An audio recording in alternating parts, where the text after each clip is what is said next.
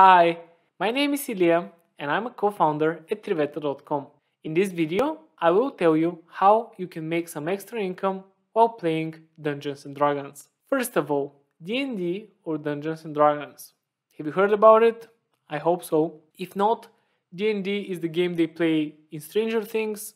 It's also the game they play in Riverdale, although they call it G&G over there. If this still doesn't help, this video is definitely not for you. However, for the sake of completeness, I need to define what D&D is.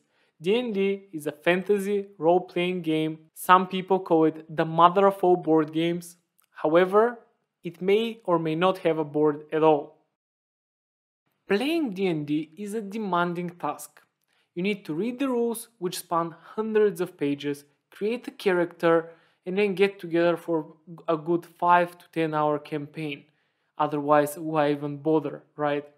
But even if you've got all of this planned out, there is still one essential ingredient. You need a dungeon master or a DM. The DM is the game organizer. It's the person who has spent hours and hours preparing this campaign. They know the map, they know the monsters, they know their strengths and their weaknesses. The DM is also the person who is gonna make funny voices when you meet goblins or scary voices when you meet actual enemies. Now, the whole game revolves around the skill of the dungeon master. Even if everybody else is a complete noob, the dungeon master should be quite good at the game. Because of the exceptional nerdiness required to be a dungeon master, these are very hard to come by. Actually, in my life, I have only met 2 dungeon masters. There are many people around the world who are dungeon masters. In fact, my group of friends has been looking for a dungeon master for years now, and we would love to find one. In fact, we would gladly pay for a very well prepared campaign or a very artistic dungeon master. Now, with the technological advancements in video conferencing in the recent years, any dungeon master around the world can lead a campaign to any group of people around the world, right? In essence, any dungeon master can turn their passion to play D&D into an actual source of income. Now, if you find a group of friends who are willing to pay you once or twice, maybe they would prefer playing with you for prolonged periods of time, from months to years, making this D&D side hustle a full-time job for you. Target customers. Well, there isn't really much need for me to dive into this because any dungeon master knows the D&D players much better than me. If you've ever been a dungeon master, you surely know dozens of people who play D&D. Now, if I had to give you an advice, it would be focus on beginners for 2 main reasons. First, there are many more beginners than experienced players, and second, beginners are much less demanding than experienced players, in the sense that if somebody has played many times, they will be comparing you with other dungeon masters, they will be unhappy with the way you lead the game, and so on. So just focus on beginner D&D players. First things first, marketing and finding your target customer. So it is fundamental that you realize that you have an in-demand skill. Being a dungeon master is quite exceptional. In fact, every time I've approached someone to be our dungeon master, they would say, "I don't do this anymore," or "Please leave me alone." The reason for this is that they've been doing this pro bono for ages, and this usually sucks up their entire weekends, and they don't want to do that.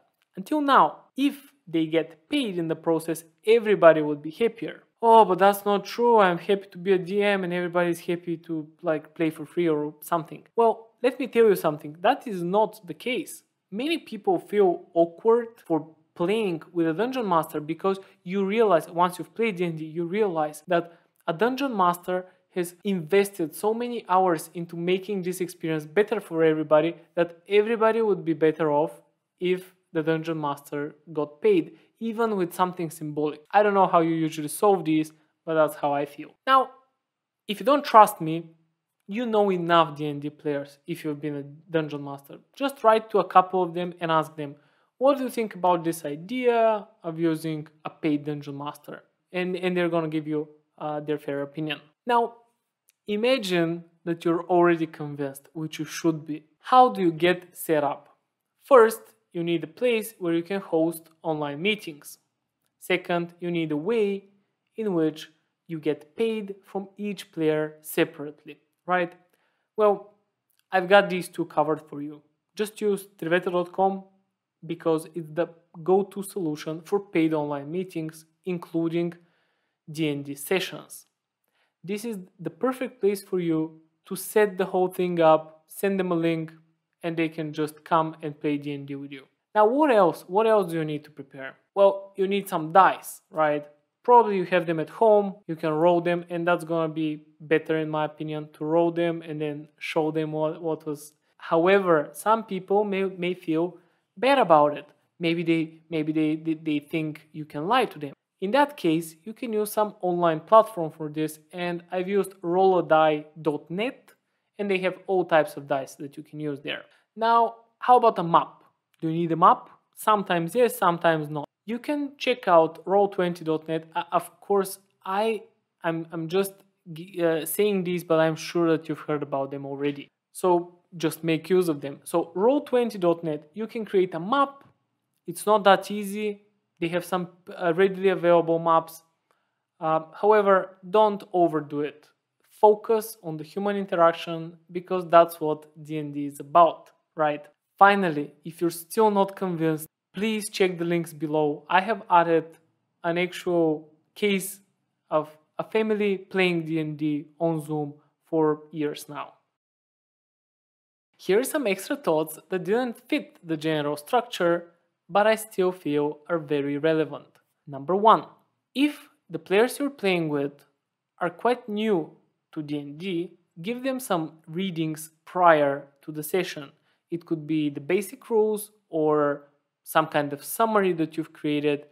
It could even be Twitch streams of people playing D&D so that they can get used to the idea.